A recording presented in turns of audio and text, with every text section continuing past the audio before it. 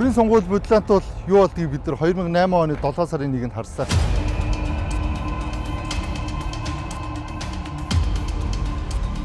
Тухайн үеийн улсын хурлын сонгуулийн дүнг эсэргүүцсэн иргэд ирэх барьжсэн намын байрны үүдэн жагсаж цоглоо хийж өмнө дээрж намын байрын галтны штажсан. Энэ явдлаас Монголын төр сургамж авч 2011 онд сонгуулийн автоматжуулсан системийн тухайн хуулийг баталсан. Ингээ 2012 оноос эхлээд улсын хурл, орон нутаг ерөнхийлөгчийн сонгуулиудад энэ сан тоолох төхөөрөмжийг ингээ ашиглаж байгаа. Энэ хугацаанд ямар нэгэн алдаа бол гараагүй. За ялагдсан нам улс төрийн хүчнүүд сонгуулийн дүнг эсэргүүцэхдээ бурууг бол хар машинд өгч байгаа. За ингээд маргаан гарсан тойрогт нь хяналтын тоолго явуулахад ямар ч юм дүнтэйгээ мөрөгдөг. Өөрөөр хэлбэл ямар нэгэн зөрүү гарч байгаа. За улс төрийн энэ сонгуул шийдэж чадаагүй нэг асуудал байна. Энэ бол сонгуулийн царцаа. Тэгээд царцаа бол энэ улс нэг тойрог болоогүй нөхцөлд бол гарсаар байх болно. Тэгэхээр бид энэ удаагийн тусгай сурвалжлагаараа царцаа гэдэг сэдвийг бэлтгэсэн одоо хүргье. Царцаа гэж бол мэдэхгүй юм байна. Би бол тэрийг царцаа нь үлгэж яана гэж бол хэлэхгүй. Царцаа гэж нэрлэх нь мухай юу гэж юу? Сонгуулийн дүн нөлөөлөхийн тулд бөөнөрөө нүүдэлж байгаа хүмүүсийг л царцаа гэж нэрлээд энэ л тагнуулынхын нь мэдчил байгаа л да. Тэгээд бас яагаад цаашаа мэдээлэхгүй вэ гэдэг нь асуудалтай. Би ийм хуулийн зөрчилтэй зүйлийг бол санаачилж хийхгүй гэдэгт бол итгэлтэй байна. Компаниар нутаг шилжүүлсэн тохиолдлууд гардаг ус нутаг руугаа тийм. Наад үйлдэл ч хамгийн гол нь гэмтэрэг тооцоог байхгүй. Энийг жишээ нь хоригдсан залтай. Одоо байхгүй. Одоо энэс эхлэх хэрэгтэй юм байна. Тэгээд хариуцлага хүлээлгэх. Ийм л одоо байдал бол дутагдж байна уу гэж ингэж харж байна. Энэ бүртгэлийн маргаан төдийхнэр захиргааны шүүгээр шийдвэрлэгдээд ингэ явж байна.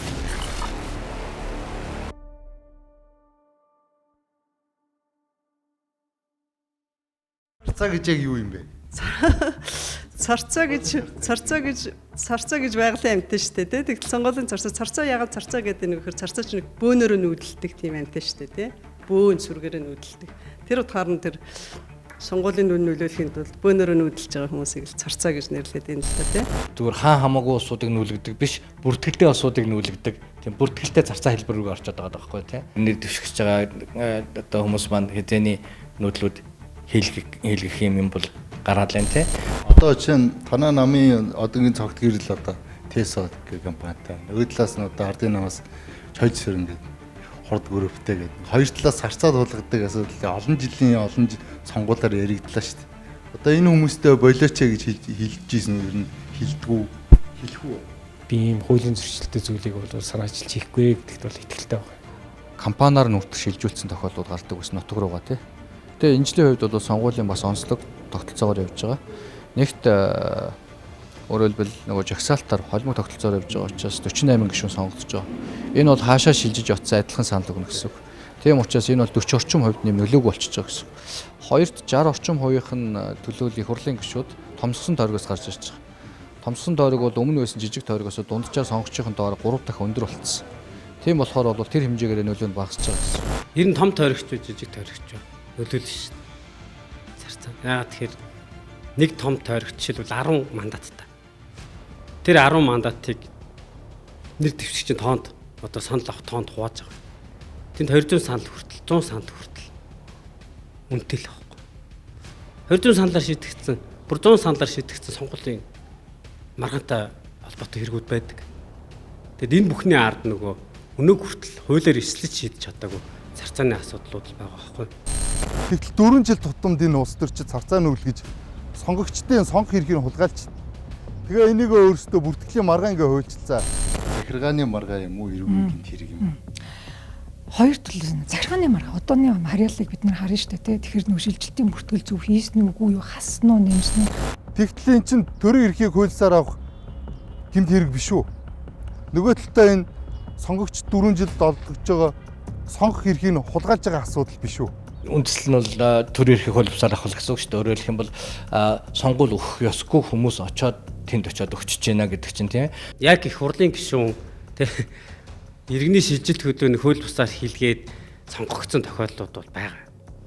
Окей. Гэхдээ энэ дээр яг юу бол байхгүй. Хариуцлага хүлээлгэсэн тохиолдол байхгүй. Ягаад тэгэхээр сонгуульд тэргүй сонгогдсон.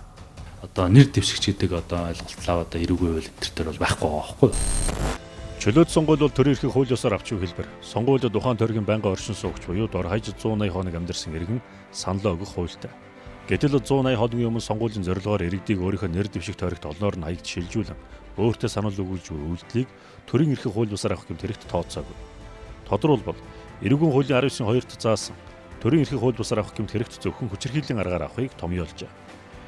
Хэдий эрүүгийн хуулийн 14-ийн 5-д иргэний сонгогдох эрхэнд зориуд саад учруулсан үйлдэлийг гэмт хэрэгт тооцсон боловч 2015 он томьёолсон энэ гэмт хэрэгээр улсын хурл орон нутаг ерөнхийлөгчийн сонгуулийн үед шийдгүүлсэн нэг ч тохиолдол байхгүй нь шүүхийн шийдвэрийн цахим сангийн хайлтаар нотлогддог. Тэгэхээр ийм үйл явдлыг зохион байгуулалттайгаар саналыг авах зорилгоор иргэний одоо сонгох эрхэд нь нөлөөлж байгаа шинж байна уу тийм гэдгийг бол энийг бол шалгаа тогтоох бол тийм хэцүү биш л гэж би бодож байна. Тэгээд хариуцлага хүлээлгэх ийм л одоо байдал бол дутагдж байна уу гэж ингэж харж байгаа. Тэгэхээр энэ үйлдэл нөгөө ихэнх орнууд зогсоохын тулд бол гэмтэрхтэйг тодорхой бичтэй. Бүр ингээд туйл тусаар шилжилт хөдөлгөөнийг хийж сонгуулийн дүнд нөлөөлөхийг оролцсон. Өөрөөр хэлбэл тэр үр дүн гарсан хэсгээс үл хамааран нөгөө эрүүгийн эрх зүйн хэллэгээр бол хэлбэрийн бүрэлдэхүүнтэй буюу тэрийг хийснээр л төгсөж байгаа. Үр дүн гарахыг шаарддаг. Тэгээ сонгуулийн маргааш их айгүй ядаргатай ингээд маш богино хугацаанд тэр маргааныг шийдэж чадах байхад маргааш сонгуулийн дүн гарч идэх. Одоо нэг өдөр юм. Тэгэл тэр хүн нэгд сонгогдчихсан. Тэгээд тэр хүнд их хурлын гишүүнд халдчихгүй тарах хэрэгтэй. Эрүүгүй хариуцлага тооцох боломжгүй. 16 онд бол баян хонгор, хөвсгөл, увс ховдод бол энэ асуудал нэлээд гарч ирсэн. Нийтдээ нэг сонгуул дээр 17,000-аас нэг дээр бол 30 хүртэл хэмжээний тоо гарч ирсэн. Яг зарцаад бол тийм нийтдээ. Одоо тэр сонгуулийн бидний ярьдаг зарцааны нөтлийг хийж байгаа нэр дэвшигчийн бид тэр одоо дараа нь тэр хүмүүс тэр хариуцлага тооцож ижил энэ асуудал бол зогсно гэж би бол харж байгаа. Цөөхөн 4-5 тохиолдлууд дээр эргүүлэн татах үндэслэл байгаа. Тэрэн дунд өмнөх сонгуулийн хууль бусаар зохион байгуулсан бол эргүүлэн татна гэсэн зохицуулт байхгүй. Тэгэхээр энэ зүйлийг эцэлж мохорлохгүй бол энэ их ядахгүй марга 10 жилийн дараа ч яригцсан. За сонгуулиор бол хүмүүс царцаа нүүлгээд ийна. Одоо энэ дээр хүмүүс мөнгө тараагаад ийна. Автобусаар хүн зөөгөөд ийна. Миний аяган дээр өөр хүмүүсийг бүртгэгдсэн байна гэд. Сошиал орчинд хүмүүс мэдээлэл түгээхээс биш. Тэр цагдаагийн байгууллагад, тагнуулын байгууллагад сонгуул зохион байгуулж байгаа хүмүүс тэрөөсөө мэддэгдэггүй. Мэддэгдэггүй учраас энэ ингээд цаашдаа шалгагдж явдаггүй. Явдаггүй учраас өнөөдөр улсын хурлын нэг гишүүнд хариуцлага тооцож чадаагүй. Сонгуульд нэр дэвшиж байгаа нэр дэвшигч нарт хариуцлага тооцсон явдал нэг бага байгаад. Тэгээ дээрэс нь энэ шилжилт хөдөлгөөнтэй холбоотой энэ бодлооныг захиргааны шүүхийн хариалт ингээ бичсэн. Захиргааны шүүхийн хариалт нь мөн. Тэгтээ энэ дээр ингээд эцсийн хүртэл явсан 2 кейс байт юм бил. Нэг нь батлагын ихэмжилттэй, нөгөөх нь цогтгөрлийн ихэмжилттэй. Ийм хоёр хэрэг байна. Улсын хурлын 2016 оны сонгуульд ялагдсан Женко группийн ерөнхийлөгч Баттулга өөртөө нөрсөлдөж ялсан МСС группийн хувь эзэмшигч Элдв Очрыг 1550 ажилтны Баянгар аймаг шилжүүлэн авчирч өөртөө санал өгүүлсэн гэж шүүхэд хандсан байдаг. Улсын дээд шүүх уг маргааныг 2016 оны 10 дугаар сард хэлэлцэхэд Баянгарт ялсан Элдв Очр хэдийнэ улсын хурлын гишүүний тангараа өргөсөн байлаа. Шүүх Баянгарын 1550 иргэний хаяг шилжүүлэх улсын бүртгэл хуулийн дагуу хийгдсэн байна гэж дүгнсэн. Хоёр дахь тохиолдол улсын хурлын 2016 оны сонгуульд ялагдсан ТЭСО группийн ерөнхийлөгч Цогтгөрөл өөртөө нөрсөлдөж ялсан хурд группийн ерөнхийлөгч Жожин Сөрөнг 2345 ажилтнаа Увс аймагт шилжүүлэн авчирч өөртөө санал өгүүлсэн гэж шүүхэд хандсан байдаг. Хяналтын шатны шүүх маргааны 2016 оны 11 дугаар сард хэлэлцэхэд Увсад ялсан Жожин Сөрөнг улсын хурлын гишүүнээ тангараа хэдийнэ өргөсөн байлаа. Шүүх улсын 2345 иргэний хаяг шилжүүлэх улсын бүртгэл хуулийн дагуу хийгдсэн байна гэж шийджээ. Би зүгээр нэг харьцуулсан судалгаа хийж харж байсан л да. Жишээлх юм бол одоо Баян хонгор дээр энэ зарцаа нөлөөлж үгүй юу гэдэг те. Тэгэхээр тэнд бол бас их сони юм харагдаж байсан. Ялангуяа Баян хонгор дээр болсон толоонд бол нөгөө хоёр нэр дэвшигч маань хоёулаа маш олон зарцаанууд өгсөн байсан. Тэгэхээр энэ олон зарцаанууд нүүс учраас нөгөө зарцаануудын зөрөөгөр те. Тэгэхээр ялалтын зөрөг харахад бол энд бол айхтар нөлөөлж чадаагүй. Ягаад гэвэл хоёулаа зарцаатай байсан учраас хэрвээ хин нэгэн зарцаагүй байсан бол дүнд нөлөөлөхөр байсан байна гэж харагдаж байсан. Тэгэхээр зэрэг энэ иргэний одоо бүртгэж болдгийг. Дээш доош тийм тоо байх уу? Тийм тоо байхгүй. Тийм тоо байхгүй. Бүртгэж болох уу? Болно. тий нотлох баримтны нотлохооны шаардлага хангаад тухайн иргэн яг хуулийн дагуу юмаа бүртгүүлэл ирсэн байх юм бол тэр чинь бүртгэж авнаа. Хүү хүнийхээ хувьд тэр нэг аагийн бүртгэж мэдчихэж болно. Тэгтэл яг хуулиар тэрийг хоригдж энэ нэг хаяган дээр төдөөс дээш хүн байж болохгүй ч гэдэг юм уу. Одоо ингээд хуулиар тогтоосон үндслэл байхгүй бол тэр хүн өөрийнхөө одоо үзмжээр ч юм уу тий энэ яг худлаа байх, энэ яг царцаа байх гэд тэр хүнийг бүртгэхгүй байх, эрх тэр бүртгэгчд бас байхгүй байхгүй. Тэгэхээр бид нар ерөөсөө л хуулиа сайжруулах л ёстой гэсэн.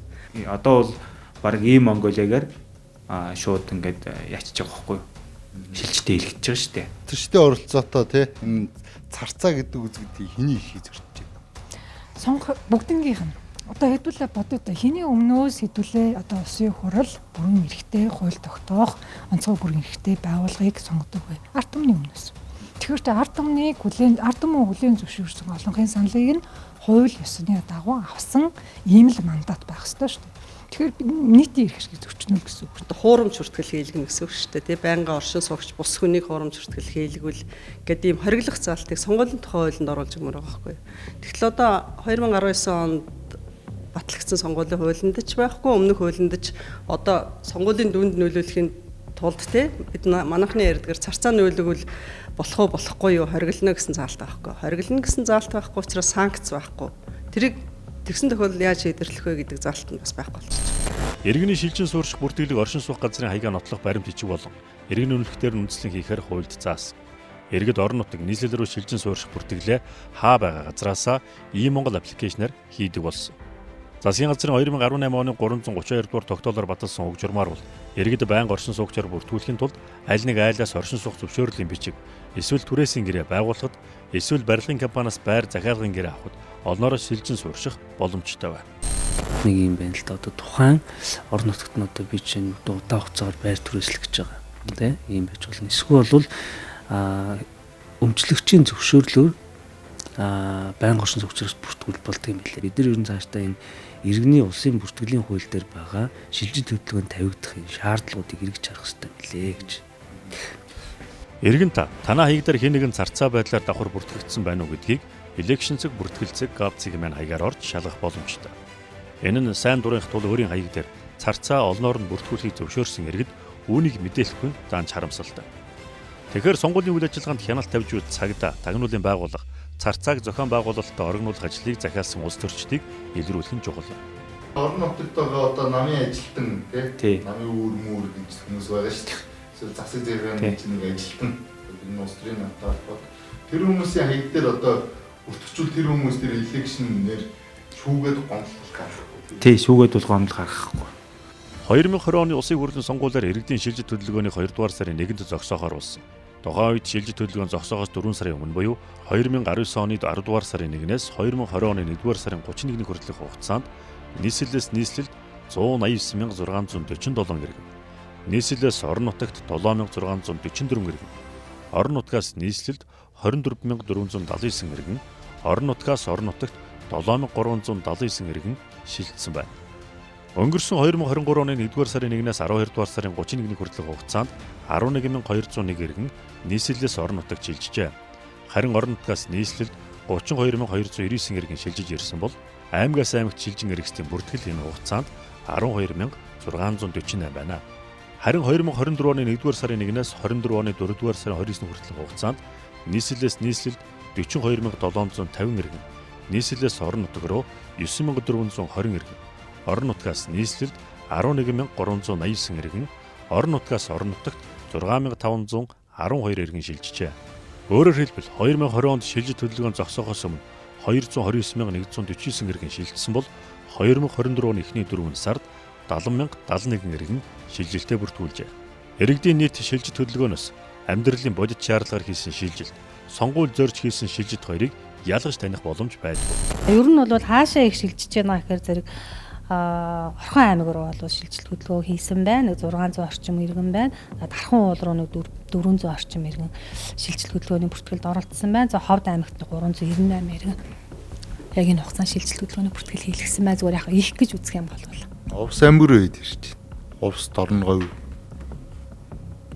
За Дорногов аймаг руу бол 294 байна. За Овс аймаг руу бол 1000 орчим иргэн шилжиж батсан байна.